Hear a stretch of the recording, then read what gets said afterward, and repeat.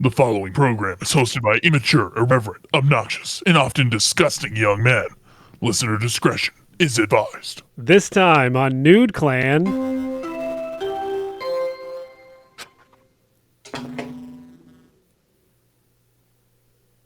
A body has been discovered! After a certain amount of time, which you may use however you like, the class trial will begin. A lie, by the way. Shall we play a game?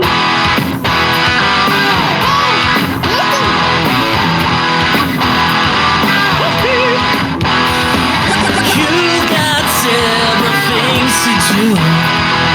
You got work, kids in school. What do you do when it's all over? How do you hand something from one player to another? Dark soul lights. Turn on the TV, pick up the controller and play some games with the new clan. Welcome to another episode of Nude Clan, the video game podcast that didn't realize visual novels were a genre until just a month ago. I'm your host, A4. I'm Joe. Caleb. Zach. And today we are going to be reviewing the classic murder, mystery, killing game, visual novel, court simulator, whatever you want to call it, Danganronpa Trigger Happy Havoc. Straight up, I did only learn what a visual novel was via this podcast recently. This is like not even hyperbole.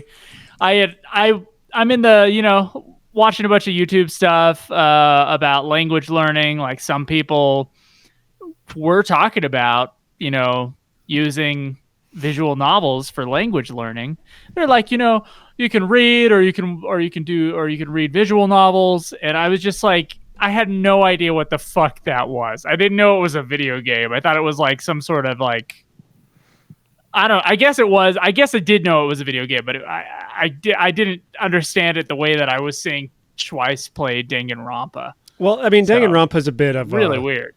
Danganronpa is a bit of an outlier in that it actually has like a bunch of action-based minigames, which most of these don't have. In general, a visual novel will just be, you're just reading the script going along, and occasionally there might be like a choice that branches the narrative. With like a lot of the dating sims on Steam, that's the case. But Danganronpa actually has like gameplay elements to it, where you're literally shooting down your opponent's arguments with evidence. I guess Phoenix Wright kind of does as well. It's a very similar game where you're in like a court scenario. But there's no like action element to Phoenix Wright. You're just figuring out where the contradictions are in the testimony and then presenting evidence that points those contradictions out.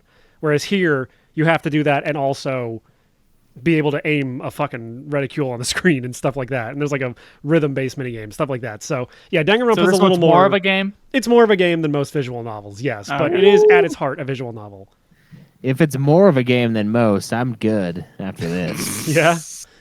Yeah, as far as the game goes. My concern with that genre is like, no, I don't know how many writers grow up wanting to write the great American visual novel.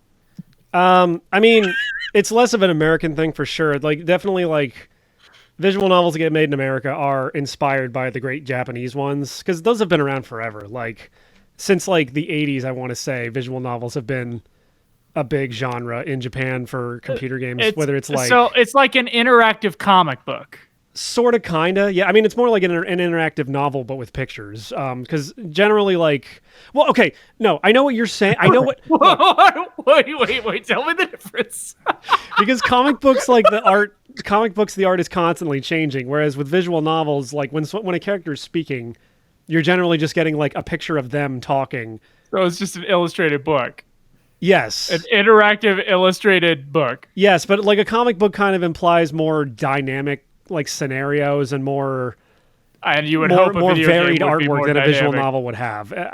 I'm picking hairs apart here. I get what you mean. But they've been around since like the 80s in Japan. Like even Nintendo actually put a couple of theirs out recently on the Switch that had never come over to America, called Famicom Detective Club. and it's called as such because it was on the NES. It was on the Famicom.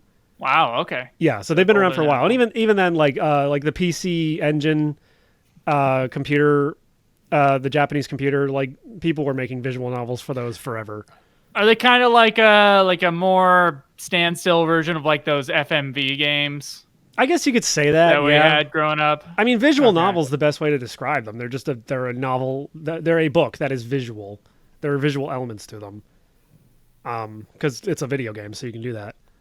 Like a text adventure, but with pictures, I guess, is the best way to put it. Like we've had text adventures in America, like Zork and Hitchhiker's Guide to the Galaxy and stuff like that. Just imagine that, but with like character portraits and backgrounds and shit. And you've got visual novels, and voice acting, and voice acting, occasional voice acting, but every 2 lines of dialogue they say they scream some random utterance out. I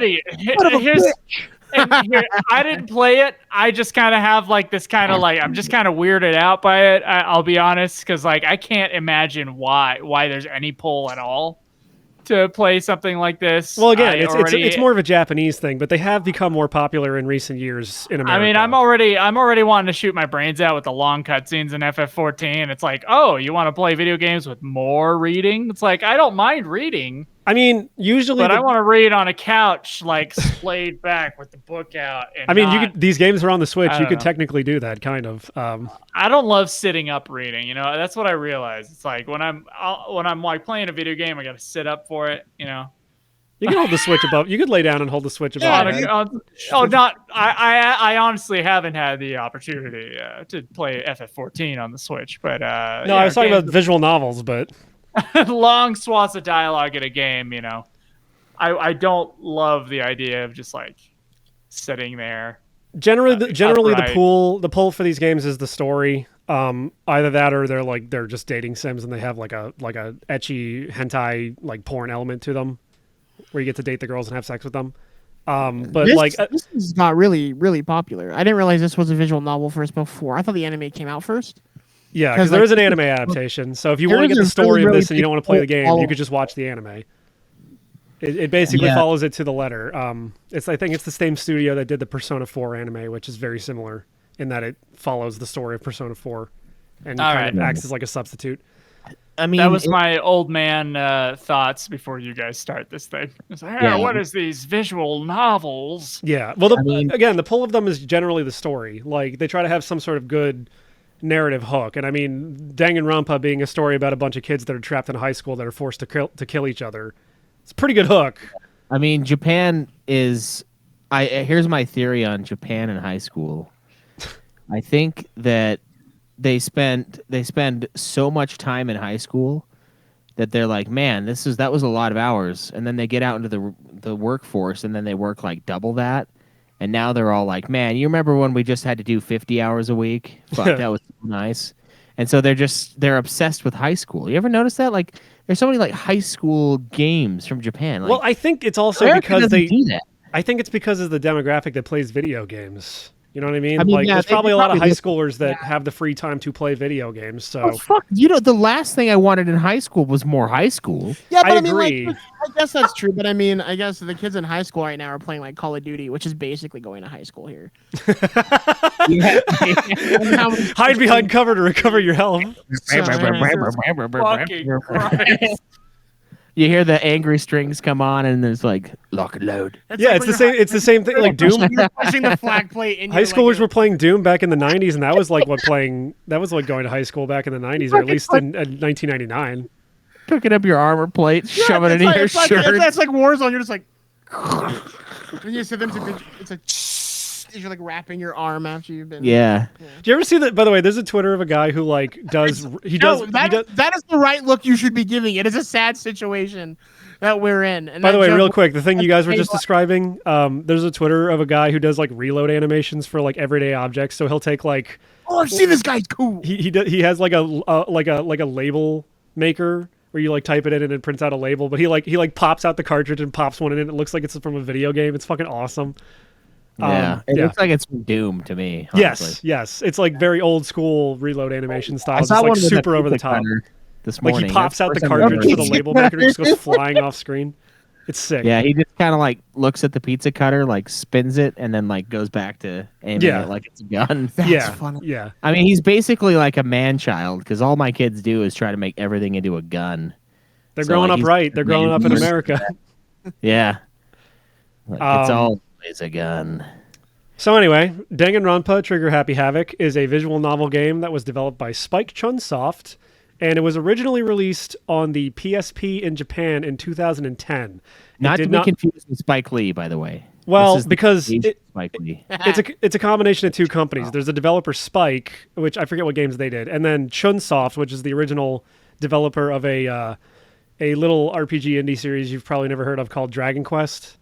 Is that the one that's like a ripoff of Final Fantasy? Yeah, it's the one that rips off Final Fantasy. Okay. I've heard that. Anyway, Danganronpa did not come out in the United States until 2014 for the Vita, and then eventually got put on PS4 and Switch and PC and stuff like that. Right. Yeah, the remaster actually, I was looking into it, and apparently the remaster is what caused a lot of the like pop culture around the game. When they remastered it, it kind of blew up again. Yeah. Because Alex came downstairs and was watching me play it at the very end. When well, by the way, I should probably mention before we get into this review, we're gonna have to get into the weeds really hard on spoiler territory in this game, I mean, right? Yeah. At the end of the day, here's the thing. For those of you who haven't, I mean, if you're Danganronpa fans and you're like just watching this, there is heavy spoilers, but you should all know the spoilers. As well, for our listeners, you do know that we go into spoiler territory, especially on games that have been out for like A decade.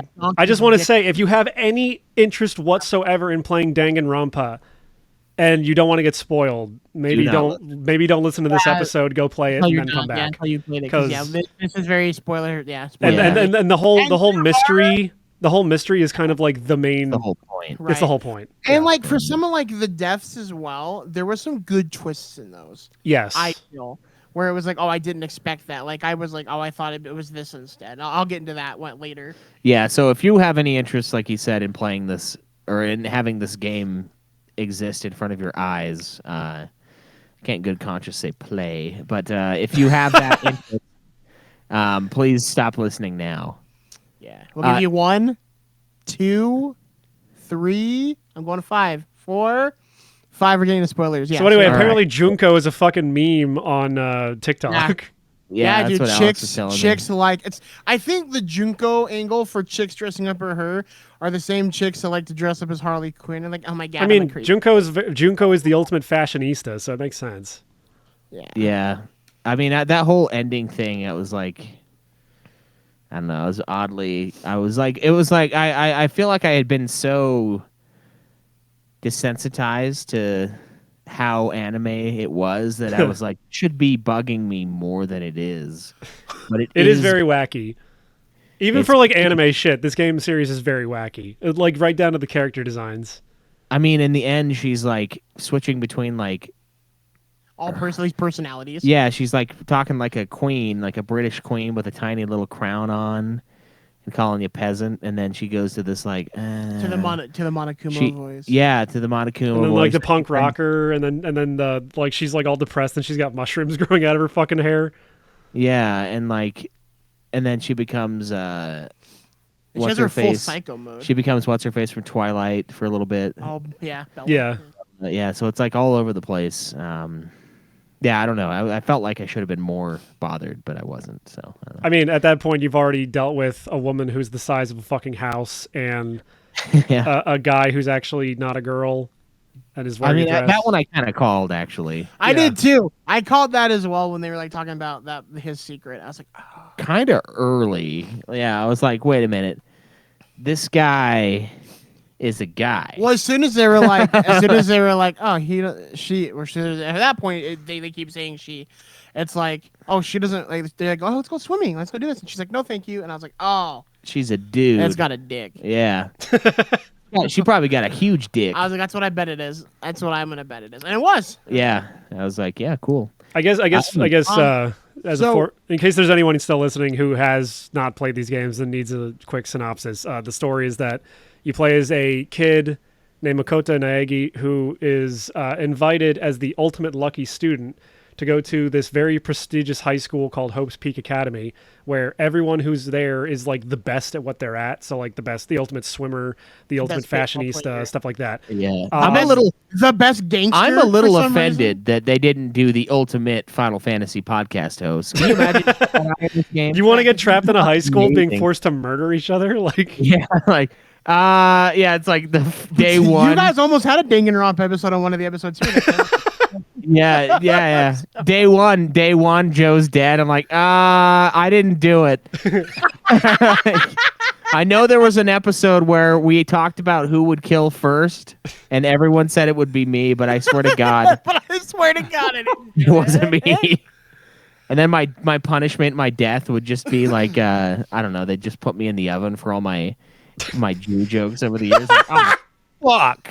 that almost happened to someone. It was fire. It wasn't an oven. It's but true, she yeah. got it was a burned. witch trial, yeah. But yeah, basically, like he and a bunch of other students wake up and find out that they are stuck in that high school with no escape, and the only way they can get out is one of them has to murder another student and get away with it in a court among all of them.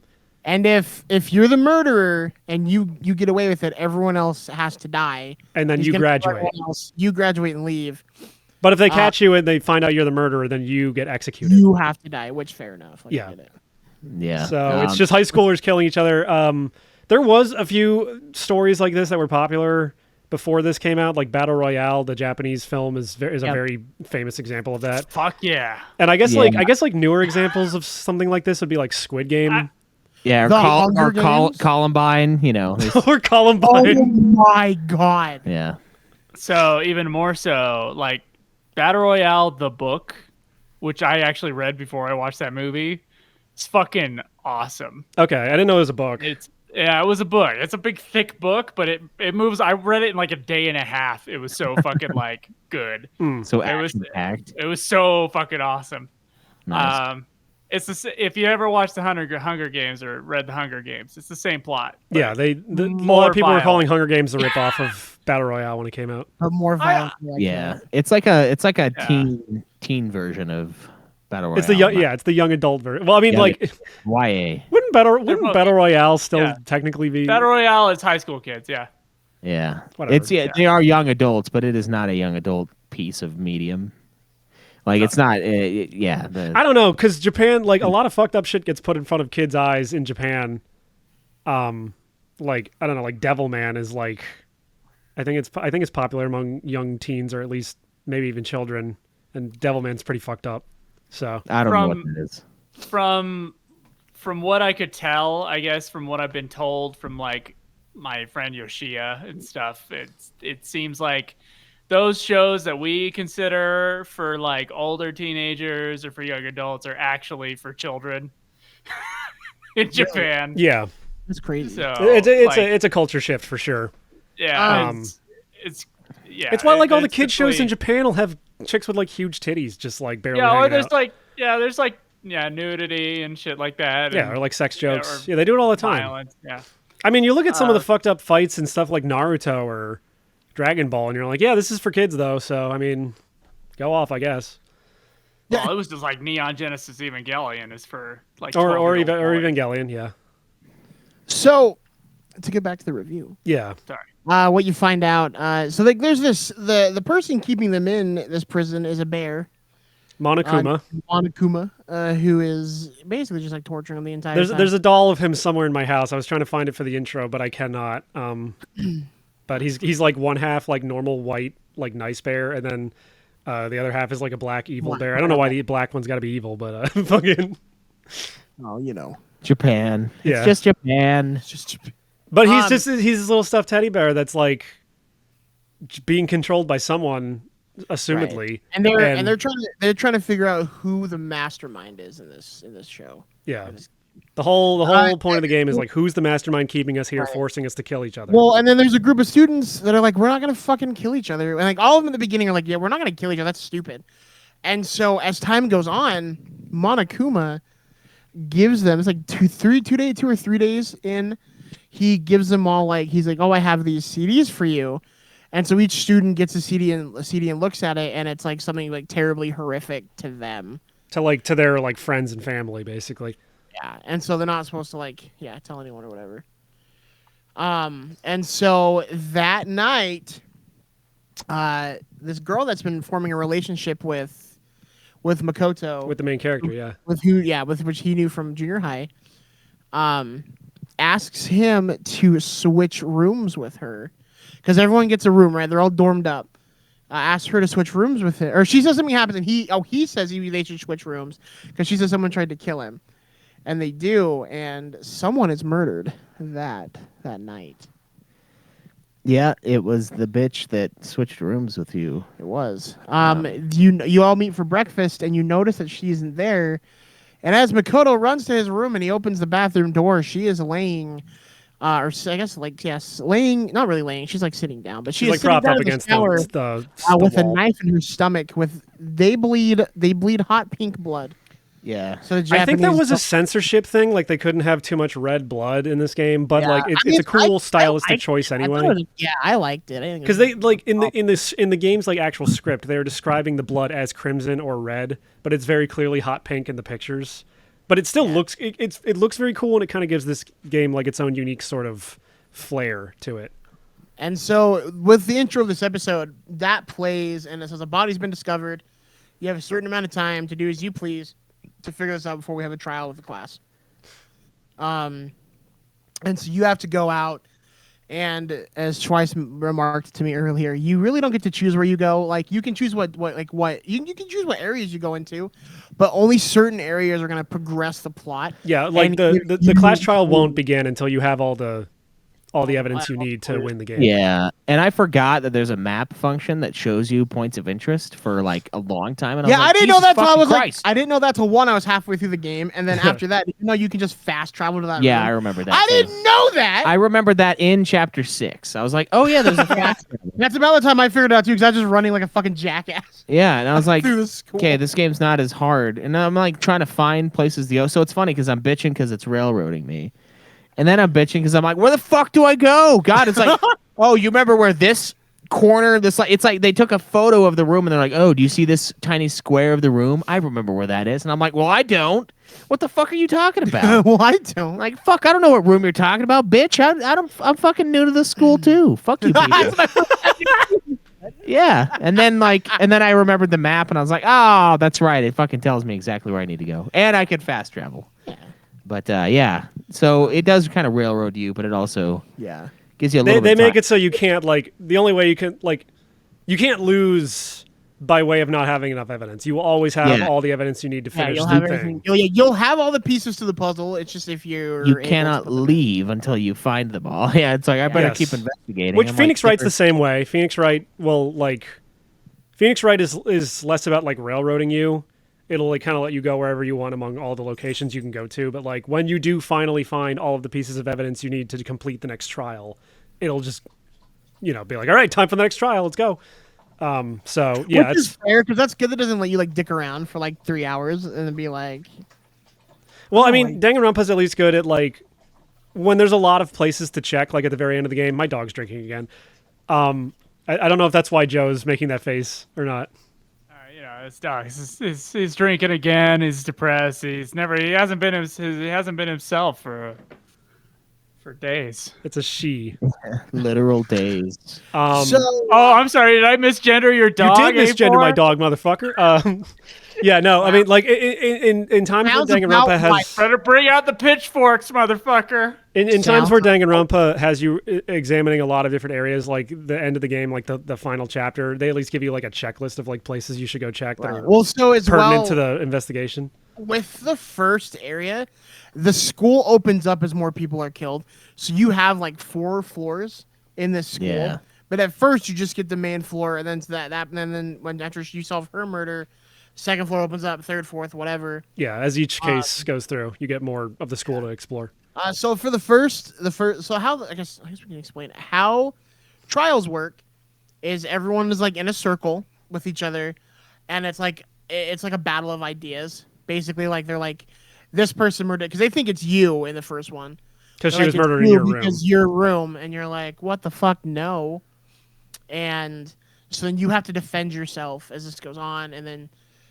when the game goes on for the murders, you're defending other people as well. But if you get it wrong, they always just choose you at the end. If you lose, I was interested to see what happens, so I just chose these wrong ones. And every one you do, it sucks. But so you go in, do this trial, and as you go in, go with it, you have things called truth bullets. You go through, it's kind of like a gun you have, not real guns, just in this. So the Danganronpa itself, Dangan is the Japanese word for bullet, and Ronpa is the Japanese word for to refute, like an argument. So yeah, so the truth bullets are Danganronpa basically translates to truth bullet. So that's why you're doing truth bullets, because that's the name of the game. And you're literally shooting down everyone else's argument when they come up with something wrong. The main phase of the court thing is called the non-stop debate, where it'll play out with voice acting, everyone talking in real time, and you can hold the circle button to fast forward through it, and you can hold R1 to use your concentration skill to slow it down to a crawl. But it's basically bullet time. And you have the bullets loaded up in a chamber, and you have to select which one you need to use, and then there are certain parts of the text that are yellow that are parts that you can shoot. So you have to figure out which bullet to shoot with which yellow piece of text in order to advance the story. Right. And so for the first murder, one of the things you notice is someone's unscrewed the door handle on the bathroom where the girl was found murdered. And two things that are wrong with that is one, you know that the door's not locked. So the only locking bathrooms they tell you are for women, not men. And so you know that your door's just stuck and it's not locked because Monokuma comes in and he's like, no, you have to lift it up because you ask about it. Yeah, he's you're the only one with a broken door. Yeah, and so he's like, not so lucky, which is kind of funny. But so you find that out. So you're the only person that knows that. So you know your bathroom door wasn't locked. And then two, they gave you this toolkit for the men and a sewing kit for the women that show you where vital organs are. So if they want to kill someone, they can. But your toolkit's not open as one of the things. So you know that because you've been investigating and you know yourself. So when someone's no, she was murdered in the bathroom and someone tried to screw the door open, that lights up yellow oh, but his door. And so you can go you press that button and you're no, not true. And then you give them that evidence, which is but my door doesn't have a lock. My door is just broken, and I knew that. So why would I go through the trouble of finding a screwdriver that's not mine to open this door that I already know isn't locked? Why was Joe laughing a second ago? I don't know. What are you talking about? We heard you laugh. I just see Joe losing his mind laughing. You'll see it. Oh, no. Anyway. What happened? Yeah. So then you do that. The first murder was committed by the ultimate baseball star. Yeah. We don't have to run through every murder. We have to. It's part of the story, A4. I mean, it's true, yeah, but it does basically just follow a formula until you get to the end of the game. Right. Yeah, so his murder's pretty sweet because they tie him up to this pole, and then Monokuma just has these giant fucking the baseball shooting the batting thing. Where it shoots baseballs. He gets bludgeoned to death by baseballs. Yeah, so I mean, the game, it basically follows this kind of formula, and every time I feel like it's getting formulaic and oh, I figured it out, I actually run into stuff that kind of complicates it. Right. I'm thinking, because later there's one where there's a chick in there that's insanely beefcake. Yeah, she's the ultimate martial artist. She's like a dude, basically. She's wearing a girl's uniform, but she looks like a ripped dude with long hair. Yeah. So she ends up being killed, and hers was a really big switch up, from what I recall. And you had she was in there dead, and there were actually a bunch of people involved with what happened. The door was locked, and yeah, and a bunch of people assaulted her because they thought she was going to kill him. And so it was a really complex version of kind of the earlier stuff that I ran into, because I figured once I did a few of the early ones, the first two mostly, I was oh, I've got this game figured out. I nothing will surprise me. And then it was the rolling pin in the garden. Yeah, exactly. That's what I figured. Because that's the first two. And then even the second one kind of throws you off for a bit because you have to figure out that I can't remember the name of this person. Chihiro isn't a woman. They're a man or a boy. And so you have to figure that out as well. Like each case gets a little more convoluted as it goes on, and especially the point where one is 2 people end up dying, and you have to figure out who the actual killer Yeah, is. I was excited when I learned that. I was like, oh, thank God, I'll have less dialogue when 2 of these gets killed off. I Not didn't- true, by the way. It's not true. I didn't realize, I didn't really pay attention to that one, as well as I thought I had, because I didn't realize the bell went off for the second person. When they said It's subtle. It's very subtle. And so I was like, oh, it's totally him. He's not dead. He's like faking dead, but I was half right.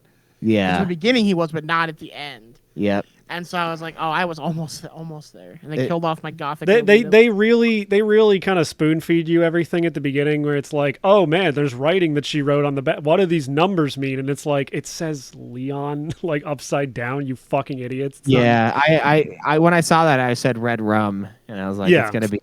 it's gonna be a mirror thing. Yeah. It was totally right. They really spoon feed it to you early on, for the difficulty curve. But then as it goes on later, there's a lot of like subtle things that you kind of have to be paying attention to in order to get some of the clues. I think it does a good job of that, of sort of making things more complicated as the cases go on. Right. Well, as the cases go on too, you get more and more mechanics into the game as well. Like it never stopped introducing new mechanics in the fight. Yeah, like at first it's just like, oh, you're just shooting down the arguments during the nonstop debate, but then like sometimes people will get ornery and like won't want to believe you, so you have to like do a rhythm game to like wear their hearts down and shoot down them saying like, no, you're stupid, and then eventually you get like a final strike where you get to like select the piece of evidence that just like absolutely proves them wrong. Right. And then there's also another one where I think it's called Hangman's Gambit, where there's like a word you have to figure out, and they give you a few of the letters, but then like a bunch of random letters are floating on screen, and you have to shoot them down in order to complete the word. Yeah, which I didn't know the first time, and I kept getting pissed off because like I knew what the word was, because I figured it out, but I was like, oh, I'll just shoot. Like, it'll just be letters. I didn't realize it had to be in the right order. I was like, oh, Yeah. letter here, letter here, that's how you spell the word. So I failed that one twice, and I was about broke. I was like, really, really upset. Yeah. Yeah, those are cool. It's just literally just you playing Hangman. Yeah. The word game. And then at the end, there's always like a final strike kind of a thing where you have to do a little rhythm game. It's kind of interesting where you have to press X, square, and triangle, and X is just kind of like a placeholder from what I could tell. No, it lets you Square- target. If they have like a word balloon coming up, you can target it before it hits you, and then triangles to that shoot, works. and then they introduce Squares later to reload. squares to reload your bullets.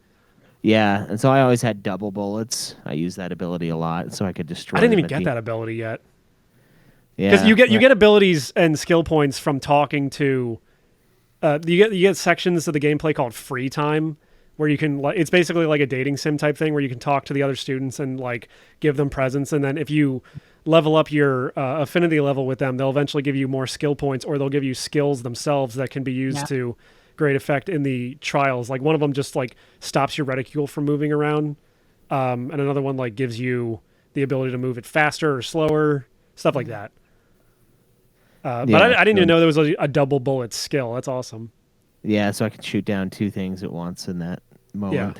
Well, that's pretty nice. And then the last little mini game. I used that free time to find the girls I think I would fuck. Yeah, well, that's what I did too. Good old Aoi Asahina, the swimmer chick. But Kyoko's best girl. The last mini game that you play in the trials is like when you're basically ready to give your closing argument. It presents you with like a comic book and a bunch of little pieces of pictures at the bottom, and you basically just have to drag them onto the comic book in the place they belong in order to make the Easily story the make sense. cuntiest part, because it's like almost like half of the images look basically the same, and you're like, all right, how did it happen? And I'm like, the comic strip, fuck. I'm getting like a tiny portion of a picture, and I have to slap it in order. Yeah, It gives you like 45 minutes to do it. Yeah, it can take a bit of guessing as to like which, because sometimes there are just ones where it's like this is basically the same picture as this other one. The I'm not best sure. part about it though is it doesn't stop you. Like it'll tell you which ones go in the right points as you put them in.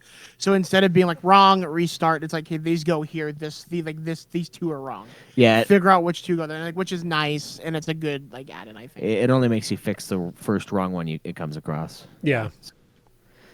And then after that, you kind of give your synopsis of what happened, and then everyone in the class votes on who is the killer. And as well, you all have to vote on the same person. You have to come to a conclusion to who you I absolutely think did it. Because if you don't, then like if one person votes opposite, that person, the murderer, will still win. No, that's Well, not true. That's not true. Once. Yeah, Really? it has to be a majority, I think. Yeah, it's a majority thing. Oh, I guess you're right. It has to be okay. Never mind. Because Remember the when Mondo gets called the murderer, Taka doesn't want to do it because he just became best friends with him.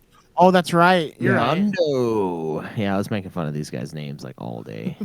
They're just like Japanese names. Like, Yeah, you fucking racist. No, I thought it was pretty funny. This guy has like Joe. You should look up Mondo from this game and look at his hair. Like we got. he's got a huge pompadour because he's a bike gang member, and they usually have like huge pompadours. Oh my god! It's like a trope in Japanese media. It's like they sliced a piece of corn and just like Yeah. Yup. It's corn. laid it Yeah. on It's his ribbed head. for your pleasure. There's a When part he where- when he and Taka are having like the manly challenge in the sauna to see who can stay in there, he's got a towel on his like pompadour hanging off of it. yeah, that was pretty funny. That was Yeah. funny. I was like, oh, they're making fun of their stupid design. So That's nice. As That's good. well, I guess we didn't talk about the mystery. Not only are you trying to figure out who the killer is, who you can trust, and then like who like the mastermind is, but every once in a while, you find a picture with like people that you've been with, showing that you've had a relationship before this setup, even though you think you've all just met each other. Yeah. And so there's a whole overarching mystery of like What's actually happening? what is happening. Yeah, Yeah, it's like did they obviously- did they Photoshop this like to trick Yeah. us or Not something where it's like, yeah. For a while, I thought that everyone else was fucking with me, and they were kind of all in on that'd be it. fun. But And I that, went- which is funny because when he gives you the pictures at the end, that's the conclusion that everyone comes to, where it's like, you guys are all against me. Because I'm the Yeah. only one not in this Everyone. picture. There's no way, no Yeah. one trusts each other at the very end and that was the plan. yeah, that Very that's fitting fine. because this game did start its life under the name Distrust before it became Danganronpa. Oh, that's cool. Nice. So it went from a real word to A Japanese A Japanese which is word. still- which is A still, fake word. which is still a real word. fake word. But so, yeah, as it goes on, you lose more students, even though you keep making pacts not to kill They each show other. you how many students are left at the end of every chapter. Like all the ones that died, their silhouettes like black out. It just says like remaining students 5 to be continued. It's like, oh Jesus. And one of the deaths isn't technically a murder. Isn't a murder you have to investigate because Mondo goes to beat the shit out of the bear, and he's like, "Don't touch me, because if you touch me, I'll kill you." And Junko kicks the bear, and he's like, "I warned you." And then all these spears come from the fucking sky and just skewer her. Yeah, and she's got all her pink blood everywhere. And she gets Yeah. fucked up. Yeah. And then But and then there's also like when you unlock certain portions of the school, you find like this room that has like a bunch of blood and like a huge. oh, that's massacre right. everywhere. Yeah. yeah. And then There's chalk outlines on the floor. Yeah, and they talk about how like there's a massive cataclysmic event that happened. They just call it the actually found out- tragedy. Yeah. I actually found out what the tragedy was because I did some deep diving. Well, into don't it. tell me because I haven't played 2 or 3 yet. I won't. But I mean, know I what it is. yeah, I assume it's just what we saw, just some kind of like, I don't know, Antifa got the upper hand on the world, basically. Yeah, I guess so. Going full spoilers at this point, you find out that you're all trapped in the school because it was meant to be a safe haven, and outside in the real world, the tragedy is still happening, and it's basically like unlivable. Like there's just riots in Yeah. the streets, and like it's basically like a cult has taken over. So, Yeah. And so, but- but you all agreed to be in this school, so like you all Yes. fucking admitted that you. but you don't have- know that because we find out you've been there for 2 years, and everyone got amnesia. They were all given amnesia by the mastermind and tricked into like trying to fight their It way was out like of the some school. hypnosis thing. It was weird, but like so yeah. So none of you remember, and they like wanted to like kill you. They were just like yeah. So the mastermind, we find out, is actually the ultimate despair, and they literally like get off on despair. Yeah. And we find out eventually that it was in fact Junko, the girl who died at the beginning, but it's And because it wasn't Junko. It was her sister. she's a twin. Her twin Died. is the ultimate soldier, and they both together make the ultimate despair. So she had her sister go and pose as her, and then she betrayed her sister and killed her. So that it turns out Junko is the actual mastermind the whole time. Oh, that's right. Because they tell you there's an extra student there, and they're like, no, everyone was there in the beginning. Like everyone was here. Yeah. That's like, you have to figure out who's. What's And then going on. my thing was, I guess she's just not dead then. Either she's not dead. Well, the way they worded it was like everyone that's here everyone, all of the students, what did the way they worded it, I was like, there's kind of a way around it that if they were here before we got here, they could have been here. And so Well, I was she was thinking, totally dead though. I was thinking it was either, well, yeah, she was dead, but it wasn't actually her. And then, the one chick was just hiding the whole time. Well, yeah, she's in the control room, but she does die at the end of the game. Yeah, she. Yeah, does die. because you get in a final, Frozen. you get in a final trial with her, flat. and she's bound by her own rules for the killing game. So like you eventually do kind of like prove her wrong, and she has to like execute herself. But she's like getting off on it because she's like, this level of despair I'm feeling right before death. It's she's like, intoxicating. I've never felt this before. It's like she's like orgasming. She's getting butchered to death. And I mean, all the characters in this game are like kind of supremely fucked up in a way. Like they're all really wacky and weird. Like the writer chick is like insane. Basically, she's just like she has a dissociative identity disorder, and her other personality is a serial killer. Well, yeah, but then both personalities are also in love with that guy, and he hates her. Yeah. Yeah, that's really weird. Yeah, it's very over the top characterization for like all of these guys, but I think that kind of makes it work. Like it makes all of them feel very distinct. Yeah, it does work. I don't know. Because then you kind of feel like the only normal guy in this school full of weirdos. That's true, yeah. Because you're like, you're just like a normal dude who won a contest, basically. Well, you're just kind of there by circumstance. Is it Sasaki? Is that the girl's name in the beginning? I mean, she's the ultimate pop sensation. Oh, Sayaka, yeah. Sayaka, but she's pretty normal too, and then they fucking kill her. Except she keeps saying she's psychic, and then she's like, "I'm just kidding. I have really good intuition." Oh yeah, she's a dick, but like, yeah, she's also planning on pinning the murder on you. She's planning on betraying you. I didn't say she wasn't a bitch. I just said she wasn't Never trust a woman, especially if they're trying to get close to you. They're trying to get something from you. Remember that, Joe. Remember that. So, so overall, with the story, with the story of this game, what do you guys think of the story? Because definitely, it is the biggest draw of this game. Yeah. All right. So story. All right. I think that it was surprisingly not bad. I think that it was a little long-winded at times. Mm-hmm. There are definitely times like there's like one trial where like you have to prove that the one person's not dead, and it's like she's standing right there, and then you have to go through like a bunch of shit just to prove that they're not dead. Yeah, I'm pretty sure that one I was supposed to take Jace to soccer practice, and I had to stop midway. I was like, I gotta go. Like, this is taking for fucking ever. This is also not a good game to like stop in the middle of. Like, if you're in the middle of a trial, you probably don't want to stop in the middle of it because like it kind of interrupts your thought process of like all the intricate little details that lead to clues that lead to the truth. So that's frustrating because it does take a while. Like one of these trials will probably take you upwards of like 2 hours, like the last trial will, and that's mostly just because it's a lot of exposition at the end. But yeah. Oh, dude, yeah, the last trial, I had to pick up my girlfriend from the airport. So I had to stop that one halfway through that was too. The last trial? Yeah, I was in the last trial, and I had. Why are you driving so fast, Junko? Junko! Yeah, that's why. Yeah, I don't know. I feel like the characters were all pretty well developed. There were a couple. They have some good like arcs in them too, like Sakura's whole thing with being like a secret spy for the mastermind and how she feels about that, and she didn't want to betray everybody, and like Chihiro's whole deal. And then she kills herself because she doesn't want to be the pawn, and she's like, she does it so everyone else will be like a little bit more safe. Yeah, and like Chihiro's whole thing where it's like you find out it's a guy, and he's like, I'm so weak, and like how that plays into like Mondo's story, how he accidentally got his brother killed. Like there's some good tender moments in here. Some good like character arcs going on. Yeah, I think the dialogue overall is solid. It's definitely wacky as fuck and way too much. Yeah, but it is supposed to be a book, so right. Yeah.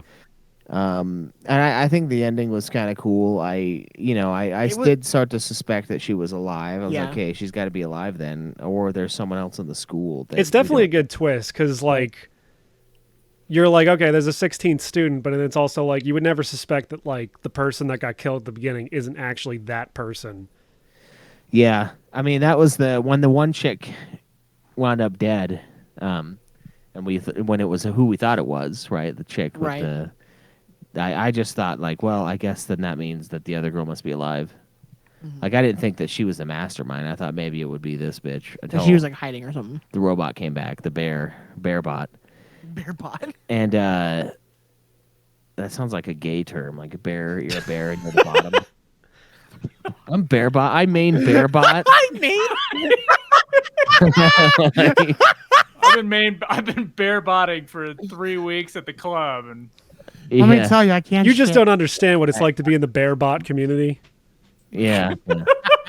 I gotta have a brown handkerchief coming out of my left pocket so people know I'm a Dude, bear I bot. think that works. You can say bear top too. Bear top, bear bot, and it's like kind of like. Next time So you I- play as bear market. Volley Bear in League of Legends and you're going bot lane, you're gonna think of that. Yeah, bear bot. And then I'm gonna get a boner. Alistair. Boner. But yeah, I mean, like I was. There's a lot of things that I did figure out, but then there were a lot of things that I didn't, and I was kind of surprised. Some of by it's that. really obvious, and some of it is like I never would have known that until they revealed that shit. Dude, as soon as they were like saying there were scars on that chick's body though after the explosion, I was like, I know who this is. Yeah. I was like, it has to be. Like, there's no way.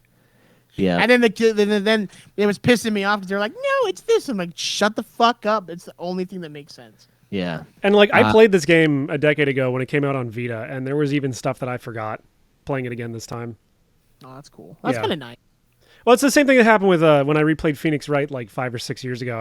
I played it back in like the mid 2000s when they were coming out on the DS, and then when they came out on 3DS, I replayed them. I'm like, I forgot about a lot of this shit. So Right. like you can play these games again. This will come into play when the replayability score comes out, but you can replay these games. It's just going to take you like a decade to forget everything. Right. You have to forget, yeah. Yeah. Because yeah. I think there are a few problems I have with the story. I think there are times when it almost feels like, I don't know, the exposition is a little much. Like they kind of, but for the most part, everything is kind of worked in and it feels natural to me. But then they throw in some like out of left field shit that kind of makes it seem unfair. Where it's like kind of like what A4 was saying, like, oh, I would have never guessed that. It's like, yeah, you would have never guessed that because they were withholding information from us that we didn't have. True. So to me, I'm like, that kind of feels almost like plot armor in a way. It's like a weird Right. version of plot armor where it's like we're armored, or the game's armored from us figuring it out because the game decided to not give us certain things. And I don't know if that's really that much of a thing to bitch about, but it felt a little unfair at times to me. Right. Honestly, my biggest gripe with the story is like some of the leaps of faith you have to do in terms of like, okay, they have like an unlimited supply of food seemingly somehow, even though the outside world is completely fucked up. Like they never explain that. They just go, yeah, we have food forever for some reason. Yeah. Oh, the one thing I also guessed was that it was being broadcast to the world. I had a feeling pretty early. Oh, on. yeah. I was like, I bet this is like some kind of TV show. It's kind of like that stupid fucking American Horror Story show where they had like 2 seasons where it was like the Roanoke thing. My wife was watching this, and I think I was sick or something, and so I watched it with her. You poor son of a bitch. The American Yeah. Horror Story is like the worst show on television. It has to be. And then they had like a Return to Roanoke, which is like the Roanoke thing was like it was a TV show, right? In the world of the TV Okay. show. I've never And then they returned to it, and it was actually happening to them. Like they were actually getting murdered and shit. And so I was like, oh, this kind of reminds me of that, where it's like they're kind of filming it. It's like being captured and like, but it's really happening. Right. And the outside world can view it all. And I was like, oh, that's kind of a cool idea, I guess. It reminds me of that show that that don't really like, but I was there. It was like Hunger Games where it's being broadcast.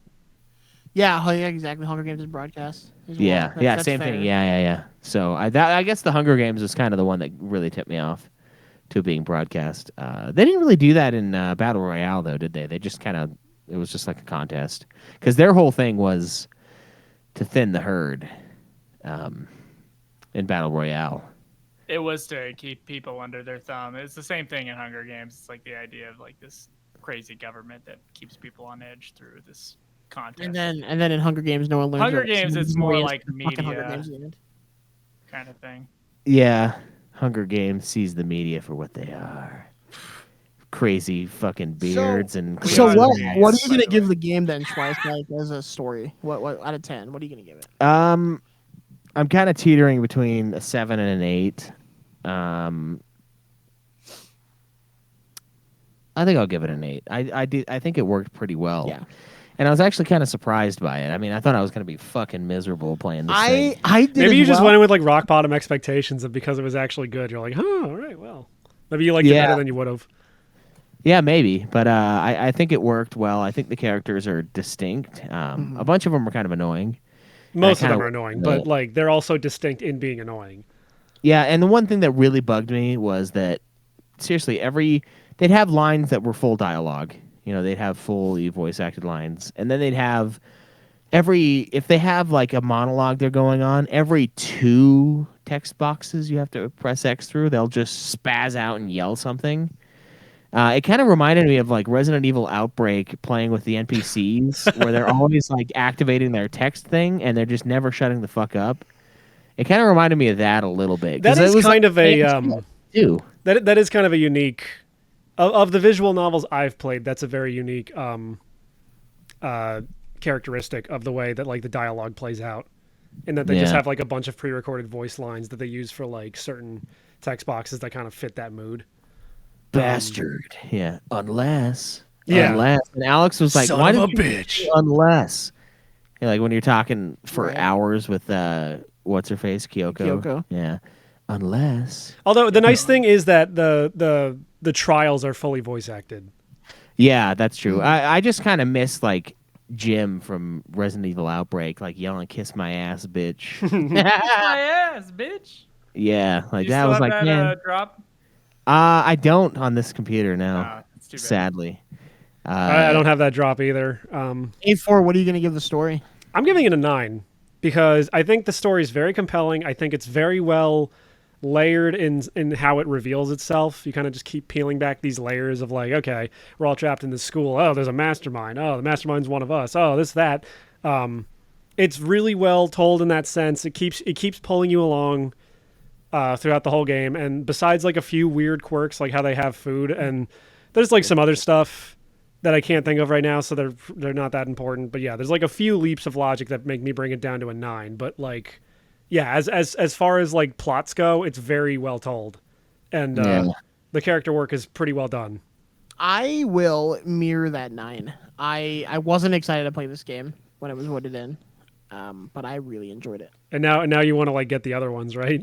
I have thought about getting the other ones to finish the whole story out. I mean, when I bought mine, I got 1 and 2. Yeah, I just got 1. I wasn't. So they put out a physical version of Danganronpa Trilogy, which is basically just the disc for 1 and 2, and then the disc for 3, in like the same package with like an art book. So I have that. I think the PlayStation one. I think I paid like 20, maybe 15, 20, and it was 1 and 2. Yeah, so. it was on. I think it was on sale the week that it got voted in. Yeah, it was. I bought it on sale. Yeah, so that was kind of nice, especially because I was dreading it. So they went on sale again recently too. The only one I didn't have was the spin-off Ultra Despair Girls, which it takes place. I think it takes place after this one because I think you play as Toko and Makoto's sister, and it kind of goes into like what's going on in the outside world. I'm not going to play it yet because I think it's. Oh yeah, too. no, I thought that was the second. I don't know. Yeah, don't. I know the sister gets brought into it. Like they bring a lot more characters in. Yeah, but yeah, I bought that one on sale recently because it was just on sale like a week or two ago. They seem to go on sale fairly often, these games. So if anyone is still listening and knows the whole plot of this game and still wants to play it, they're on sale a lot. Yeah. All right. So second category on our review here, gameplay. What do you guys think of the gameplay? I mean, I thought it was fine. I mean, it's like running and that's pretty generic. But I liked that it kept introducing things through each court case. Each of the trials, yeah. Each of the trials, yeah. He kept getting new mechanics, so it never became stale. There was always something new to learn and master in that. Having played Ace Attorney, and this game is very similar in the way that it's set up, where you're going into court and like proving things wrong with evidence. It's more of like an action-oriented version of Ace Attorney, like where they're saying statements during the debate, and they're just going by in real time as the voice acting plays. Phoenix Wright, on the other hand, you get all of the statements, and you can kind of move back and forth between them freely, and then find out which one is the one you're supposed to present evidence on. So this one's more of like an action-oriented kind of like twitchy version of that, because like you do also have to be able to aim the reticule and hit the thing, because like there's like things where like white noise lines that are purple that come across and like block your aim. Oh, and if, yeah. like, Yeah, if your they're thing hits it, like that'll hits. just get rid of the bullet entirely. So like there is a little bit of an action element to this. Yeah, when you Just have a to bit. absorb bullet and then do that, that fucking sucks. Yeah, because when ass. you absorb the bullet and you miss, it wastes that bullet. You have to go get it again. Yeah. I think it's interesting gameplay wise. I still think I'd only give it like a 7 because it's like it's mostly a visual novel. The action is mostly getting a 7 because of the action elements that kind of keep you on your toes and sort of like actively paying attention to everything that's going on. It's a lot less lackadaisical to play than an Ace Attorney game where you basically have all the time in the world to try to figure out what the contradiction is. This one, you're timed on everything. Everything's constantly moving forward. Yeah. And the 3D exploration is a nice touch. Being able to move around the school in 3D. You stop using it after you've explored every floor for the first time, but it's a nice little touch that sort of keeps it from feeling like a true visual novel. Just being able to walk around in like a 3D environment sort of helps. So I'll give it a 7. All right. What about you, Zach? What do you got for gameplay? I'll mirror 7 as well.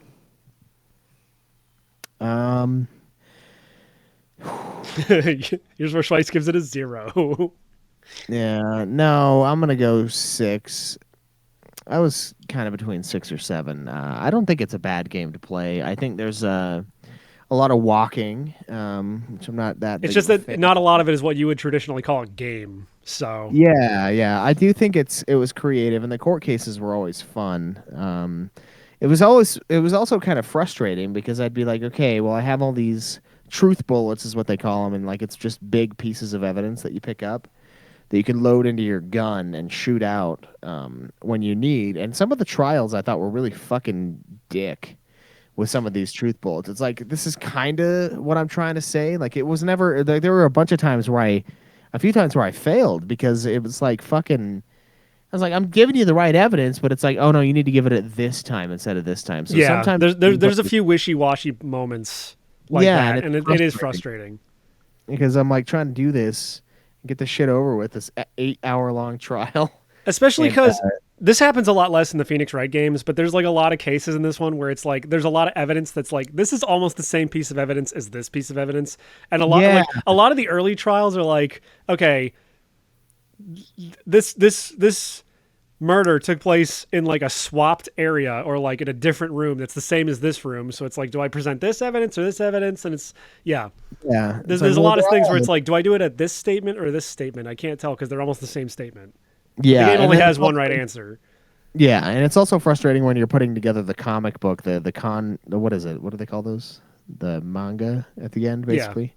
Were you confused that it reads from right to left?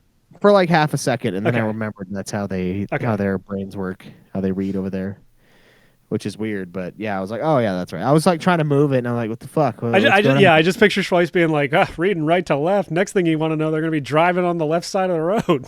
Yeah. Like, what the fuck? Fucking metric system. backwards ass Japanese. Yeah, Jesus Christ. This is why we had to beat you into submission back in the day. You just do too many things. Oh my God. Too much fucked up stuff. No coming wonder out. the age of consent is 13 over there. They're all backwards. Yeah, They all probably fucked age up. backwards too. Yeah. What's with that old ass baby? Oh, he's Japanese. What's that old ass? What's with the Asian fucking what's that movie? Benjamin Yeah, Button. Yeah, that's what I was. What's with the Asian Benjamin Button over there? The fuck? What's going on? Is a nursery full of Benjamin Buttons? Yeah. No, I mean Brad Pitt. Yeah. Jesus Christ. Yeah, dude. And then so like that was kind of frustrating sometimes. And then the comic book thing, yeah, it's like there's a bunch of images that are pretty fucking close, and I'm like, fuck, man. And they throw red herring images in there too. Yeah, there's Those a are bunch those that, are a like, little hey, easier to pick out because they're literally the same image as like one of the panels earlier in the comic. But Yeah, they or, like, they're it's kind of just there off. to help muddle it up. What difficulty did you play on, by the way? Because I just played it on like normal. I think it was called like what is it like nice, mean, and then Normaloo. yeah. I don't know. I played it on like whatever the normal difficulty was. I did it on normal Is too, that like nice meaning despair, something like that? something like that. Yeah, Something like I did that. it on like the regular, like the normal one. Yeah, so I didn't play. Because doesn't it tell you like what you're gonna get if you choose each one? So I'm pretty sure Nice was like, there was like Nice was the Joe difficulty because it played for you, and then it just like you didn't get all of like the. They give you less. They give you less truth bullets and like less red herring shit for all the mini games. Yeah. Oh, okay. Yeah, I played it on normal. Yeah, that kind of stuff was a little frustrating, but I did like the trials. I thought they were fun, and I thought it was. Those are definitely the highlight. Yeah. Well, like it's glad those are fun because that's like the whole point of the game. Like it's good that he made those. And it's similar. It's similar to Ace Attorney. In those games, the trials are also like the main highlight because that's where most of like the meat and potatoes of the story happens. So yeah, and I enjoyed collecting the evidence because what I was doing while I was collecting it was like, okay, what does this mean? Like, what happened? And like a bunch of the stuff, like we're talking, the posters were weird in the gym. And I was like, oh, that's weird. I bet they moved the crime scene. Yeah, same. Yeah. And it's like, I'm like piecing it together as I'm collecting all this evidence, which I'm sure is part of the point. Yeah. But like, that was kind of fun. And I guess that would be gameplay in a way, is because I'm like working it out in my mind. I was almost always wrong to some degree. Like I was on to something, but then wrong, except for the one where the chick was a dude. I was totally right on. But then the details I was wrong on. So it's kind of like a cool thing that the gameplay sort of kind of railroads you into these ideas, but there's always something underlying where I'm like, well, maybe, or it doesn't quite add up, and then it always ends up adding up. Something I was thinking about, I'm sorry, this is like more story aspect, so I apologize, but right. I like how everything kind of like everything connected in a way, like A4 saying everyone's like certain backstories connected, because you get that death in the very beginning in the cutscene where he's in the rocket and he shoots her into space, and it turns out that's Kyoko's dad. Yeah, it's the headmaster. Skeleton in the box, and it's like I was just thinking about that. Like, and they never explicitly tell you that. They just kind of like but you piece it together. You can infer it. Yeah. Because nobody else was there, so right. But I think it's cool that it's like when you were there, you were just asleep. I mean, I guess technically, yeah. But yeah, so I like how everything like in this game is like there's good character motivation for when the murders happen. Right. Like it's not just for the sake of like. Usually, it's something more than just I want to get out of the school. It's like. Because even with the first murder, like she wanted to get out of the school, so she went to try and murder the baseball guy, but then he turns it around and kills her. Right, and then at some point he's like, "No, I was acting in self-defense," and then someone's like, "You could have stopped at like any time. You didn't have to kill her. So no, you're guilty." Well, then it goes too with Sakura when she commits suicide. Aoi, I can't remember her name. Yeah, Aoi. She tries to say it's her. Because it's gonna end the game completely. Yeah. Because then everyone's gonna die. And because like Sakura was like her best friend, so it's like fuck it, we should all die because you guys all made Sakura kill herself. She's like you guys made her kill herself, so why are you innocent? Like we're all guilty. Yeah, I liked there was a guy, the fat guy I made have Greg's voice. I thought it was funny. Oh my god, he's playing fucking video games and the whole time he's just fucking glitch. Yeah. And that the big guy in that is like the best, the ultimate fanfic creator. Yeah, he's Kanzen. So he is Kanzen, yeah. But he gets betrayed by a chick named Celeste. And that one was kind of interesting because she tricked him into killing someone for her. And I don't think it was even. And they were gonna both get away with it. The thing is, I guess, kind of tricked, but he wanted to kill Taka. Because he took the laptop. The laptop. Yeah, that's so true. like he wanted it, and she just pushed it. And was like pushed his buttons, and I have to be like, well, fucking do it. I can't believe he killed someone else over a femboy. Oh yeah. Also, that was one of my jokes. Is like Japan is so anti-trans, they killed the trans character twice in this game. Like the fucking what was the name? It was like Chihiro. Hero, yeah. So the one that's pretending to be a girl who's a boy dies. But then before they die, they actually like upload this weird computer program. Because they were the ultimate programmer. Yeah, and then that computer program gets smashed to death as well. So wow. The computer smash one is one of my favorite like death sequences in the game. Because he just goes fucking ham on the fucking like he's in like what do you call it? It's like the piece of construction equipment with the claw. I can't remember what it's called. Yeah. Anyway, so excavator. So gameplay. What do we're all giving it 7, 7 6 and 6. Okay. Also, I don't think Chihiro was actually trans because No, I don't think so. Chihiro's not trans. I'm sure there. Look, with I'm gonna get this out there right now. I'm sure there are plenty of Danganronpa fans that think Chihiro is trans. Whatever, cool. So look, it's a transsexual. It's the old trans. It's the old tranny versus the new one. a cross dress. They just cross dress. Yeah, that's what this person is. But They're so, not like, transgender. Chihiro did it because he was like told how weak he was and like that he wasn't really a boy. But then meeting Mondo and Taka, he sees he's like I want to be more confident myself. So he wants to like. Chihiro got a good father figure in his life, and it immediately made him straight again. So. Yeah. He wasn't having sex. Whatever. Graphics and sound. Graphics. Yeah, graphics. Right? Graphics and design. What do you guys think of the look of the game? I think the designs are great. They're all distinct. Art and graphics. I fucking adore the character designs in this game. Like, I agree. Yeah. I don't know if like I was already kind of drawing like this before I played these games, but I definitely think like these games had a bit of an influence on my art style. They look like stuff I would draw. But yeah, they're not getting penetrated enough. Yeah. But they're like getting fucked, but like not in that way. They're getting murdered. I don't know. I really love the style of this game, the way the characters look. I don't even really mind the fact that like when you're walking around the school, they're just like paper cutouts that pop up. Like it's Doom. kind of a cool design choice, yeah. Yeah, and like the pink blood is a really cool, stylish choice too. The death cutscenes are pretty sweet too. Yeah. I really vibe with the way this game looks overall. I don't want to give it less points because of the graphical fidelity because it's a PSP game for Christ's sakes. But I don't know, man. I think I got to give it a 10 for graphics and design. I really like the way it looks. It looks great. All right. Well, I'm gonna give it a 4.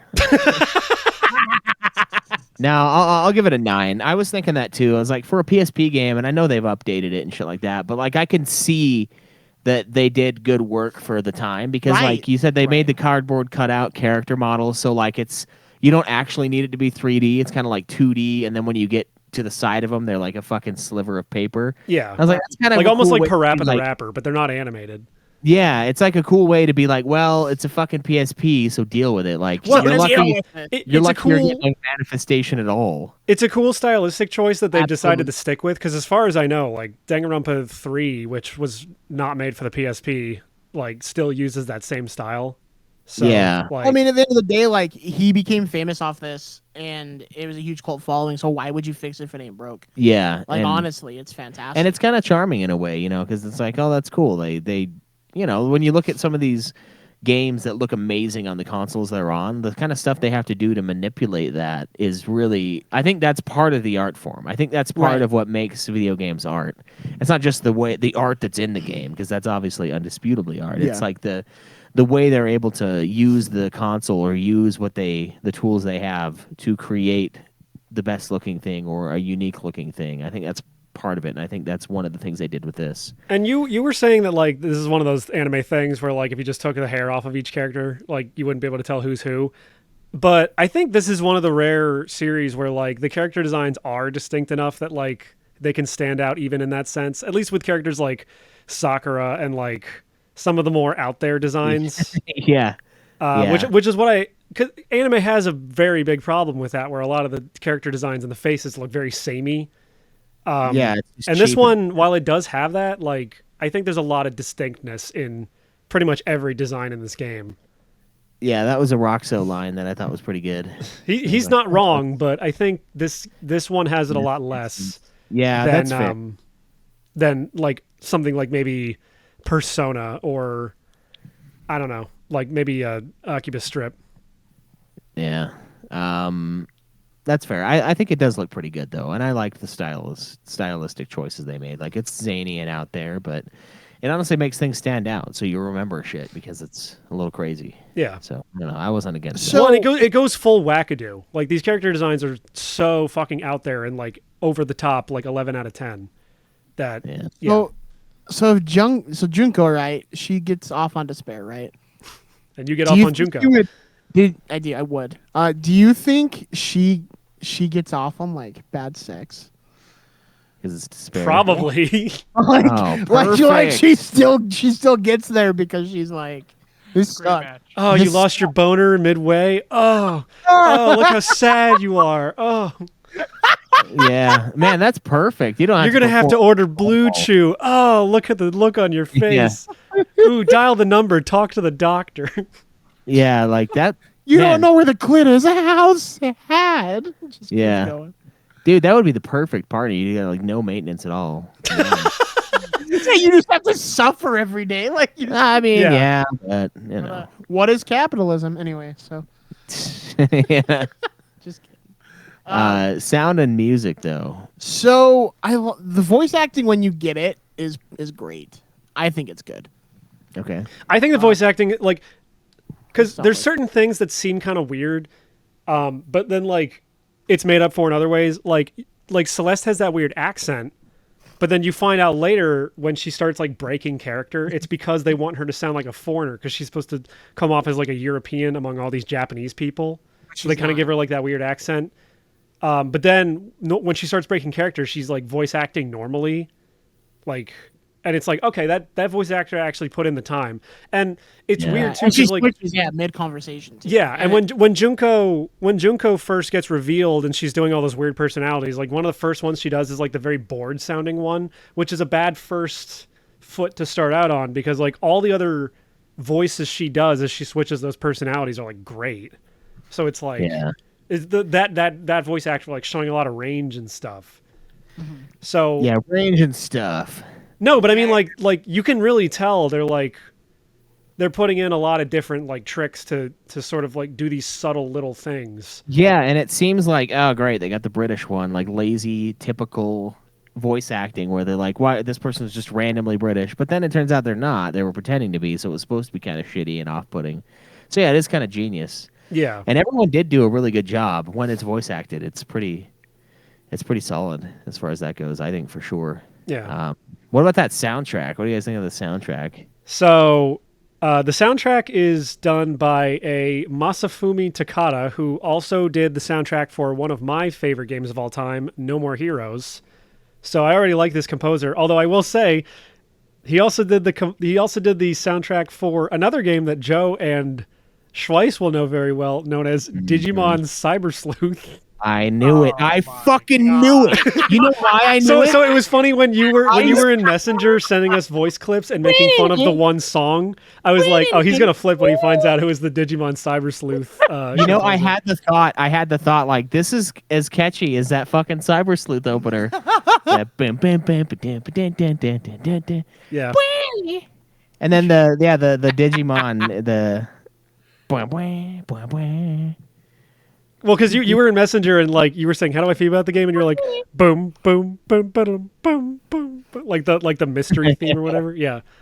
Yeah. So as soon as he did that, I'm like, oh, he's gonna flip when he finds out it's the Cyber Sleuth composer. It's catchy as fuck. Like, it's really catchy, and that does make it obnoxious. But like, I can still, the menu theme for Cyber Sleuth, I still remember it. Like, that's crazy. There's Final Fantasy shit I don't remember, but I remember that. Like the flying trumpets, I'll never forget that sound. It's crazy, but yeah, that makes a lot of sense. And when you said that name, I was like, that sounds familiar to me. PTSD kicked into Schweiss's Yeah. brain. Yeah. Those flying trumpets just came screaming back from Digimon Story Cyber Sleuth Hacker's Memory.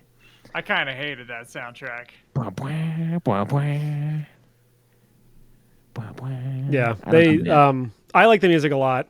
I think it goes from this nice, like, there's like this sunny music track that plays like when you're just doing like your free time shit, and it feels like you're waking up in the morning with a nice cup of coffee, like at a beachfront resort, and you're like, this is so nice. And then it gets to the fucking like mystery parts, and it's just like this like mysterious dread kind of inducing music. And I love the main theme where it's like I'm not gonna do the melody, but you know the main theme. It's like Yeah. it's good shit. I know. It is pretty sweet, actually. And it's very similar with that flying trumpets, like the fucking over the top. Like, So what is your PTSD gonna give this for the music? I don't think the opening theme is quite as sweet as the Digimon one. Because that one's just so hard. I will also say I don't know if hard. I don't know if I like the opening theme for this as much as I like the theme of No More Heroes, but it's still really good. Yeah.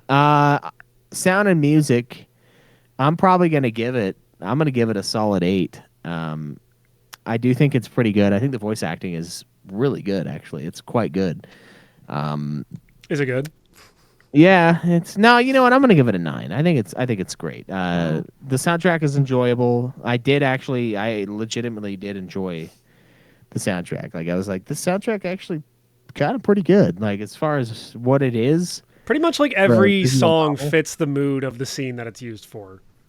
Yeah, and some of them are pretty crazy and like yeah, it worked very well, and the voice acting was very solid. So I'm going 9 out of 10. I think it's good. You know what? Me too. I'm going 9 out of 10 as well. I'm gonna mirror the 9. Yeah, that's what I would have gone with. All right, go. I was trying to say guys and boys at the same time. All right, boys. No, we can't say that either. Oh yeah, that's right. Oh, is that a bad word? No, it's what the Jewish people call Gentiles. Oh, I didn't know that. Guys. Me and Joe learning something racial every day. Yeah. See, A4 has some things he knows. So with replayability, I'm a little split because I don't know if I would necessarily go back to this because I know all of them. Yeah, replayability is probably going to be low, if only because. But I know the twists and turns of this. But I would like to play the other games to figure out to know what the entire story is because they do kind of like keep going with some of these characters. Yeah, so that's an interesting thing that we don't normally run into, where it's like, yeah, you can play, does God of War 2, does God of War 1's replayability affect the fact that you're going to play God of War 2? Like, not really, but this one, they're very connected. And I guess in God of War, the stories would be very connected. I think you should score it on whether or not you will ever play this again. This particular game, yeah. It's a weird one, though, because it's a visual novel, and it's almost like you're getting the sequel. And I feel like I don't want to bring that. I don't know, because I don't want this to get brought down by that score. I will say, if you're looking for trophy hunting, or you want like some extra dialogue, or you want to complete everyone's report card, like get all their things up. There's the school mode, which is replayable because it's kind of like a what if scenario. It's just like a little mini game where you assign people to either collect materials from parts of the school or clean the school in order to make like Monokuma's backups. But then like you get free time every day of like the 50-day window. You play that to talk to the different characters and either like fill out their report cards or get their like affection level with you up to like the point needs to be basically like to like date them, so to speak. I don't know if Schweiss is going to go for the platinum on this, but like all the presents that you're missing at the end of the game that you can't normally get from the coin machine, you get there are pairs of underwear that you get from everybody when you do beat their like story their story in school mode. So if you want the platinum, you have to kind of grind that out. That's interesting. Do they want their underwear back as gifts, or do they I don't know. I've never done it before. I was going to get the platinum on this ages ago on the Vita. And then I kind of just dropped it for something else, and I never went back because it is very grind heavy. I was considering doing like the last trial or one of the trials over and over again to get the Monokuma coins. Yeah, do trial 5 and then just kind of memorize the answers and just fast forward through it. Because I kind of fucked up when I was doing the Monokuma coin thing. I put in too many in the beginning, I think. And looking at the odds of it, I'm like, I should have gone light and then started going heavy. Yes, you should. Because it's kind of a thing where like the more presents you get, the more chances you have of getting a repeat when you put a coin in the machine. But if you put more coins in the machine, it lowers the chance of getting a repeat. So the more coins you put in, the more chance you have of getting a new item. But in the beginning, we're talking like not even 1% repeat. It's 0%, yeah. So if you just put one coin in at a time in the beginning, yeah. And honestly, I'm almost like, well, I could just play the chance game. This is what I had to do with Final Fantasy or Lightning Returns, because there were X amount of materials that I could upgrade an item with, and I had to fully upgrade an item. So what I would do is I would like fucking save my game, and Joe had to do the same thing. I don't know if Joe did the trophies in Lightning Returns, but what I had to do was like I'd craft the item, and there was a % chance that I would lose the materials when I crafted, and so I would like do it and then lose an acceptable amount, and I go save my game, and then I'd like do it again, and if I lost too many, I'd have to load my game back up because I had X amount of materials, and it was a real bastard to get more materials for it, and so I just kept kind of like playing the chance game. So you could technically do that with this and use very few coins to get all of the items from that. But there's also an achievement or a trophy for 999 Monokuma coins. So you might as well just fucking grind that out, and then you're definitely going to get everything. Yeah. So. Well, because when you beat the game too, I mean, I don't think this goes towards any completion or trophies, but you can unlock all of the pictures and movies and soundtrack in the extras menu, but those cost Monokuma coins. Yeah. That's fair. Okay. So but there's no trophy, I don't think, attached to those. I don't think so. Pretty much all the replayability from this game is going to come from trophy hunting or just trying to generally complete the game 100%. So I don't know. I'd give it like a 3. It sucks that the score is going to have to come down for that. And I did replay this game. I played this a decade ago on the Vita, back when it came out, or almost a decade ago. You can give it a 3 if you want, but you did replay it. So I mean, I did. Right. I'll up it to a 5. All right, that's what I'm going to give it to. I'm going to give it a 5. I think I don't need to replay it, but I did consider going back in for the trophies, which is something I did for about 10 seconds in Digimon and a bunch of other games over the years. Although I will say the Vita one has more trophies for Danganronpa 1, because since this is like a compilation of the 2 games, the trophies are split in half. Heavy. It's real too heavy on the easy ones, I noticed. Like, take 1,000 steps. I'm like, oh, come on. Yeah. Can't you give me that one now? Just give me some fucking trophy action, bro. Yeah, I'll give it a 5 as well. Yeah, just knowing the whole point of this game is like the twists, and you know what happens, so it makes it hard. Yeah, it's kind of like it's got one less replay than fucking Sixth Sense. You know, like you watch Sixth Sense, and you're like, oh, now I want to watch it again to see all the times when like they were alluding to the twist. Yeah, and then you're done. Like you're which was interesting playing this again and kind of knowing the twists and like seeing the foreshadowing here. It's really well done. Yeah. So I mean, maybe it's like the Sixth Sense -1 playthrough. So just play it once. But I don't know. I think it's fine. I think it was better than I thought it was, but it is one of those things where it's like I know everything now, and it wasn't the most fun thing to play per se. So I mean, I think 5 for trophies and shit like that, and just to do the trials again, because those are still kind of fun. But again, you'd almost have to play the game again to do the trials again, unless you just had a guide, which then it wouldn't be that fun. Right. So I don't know. Yeah. I'm going with 5 out of 10 on this for sure. So to recap real quick on the scores, story, Zach gave it a 9, A4 gave it a 9, I gave it an 8. Gameplay, 7s from these two, 6 from me. Graphics and design, 10 from those guys, 9 from me. Sound and music, 9s across the board. Replayability, 5s across the board. That is a total combined score of 40 out of 50 for Zach, 40 out of 50 for A4, and 37 out of 50 for myself. So the official Nude Clan score for Danganronpa is a 77 out of 100. With a second opinion of 80 out of 100 for A4. I thought about that, and I was like, the other day I was thinking about how we handle our reviews, and I was like, it kind of sucks that the third person doesn't get counted. But then I realized, I mean, if you look at Game Informer back in the day, they'd have the review, and then they have like a second opinion. Well, and also, like second opinion. I figured I should play it. I want to play again anyway because I haven't played 2 and 3. So I want to kind of catch myself up. And also, it's like I'm the only person who had any experience with this game prior, so it just kind of made sense that it's like I should be on this review anyway, and I should kind of know the shit. But I guess I was right on the fucking money because it's got an 80 on Metacritic for the Vita version, and an 82 for the PC version.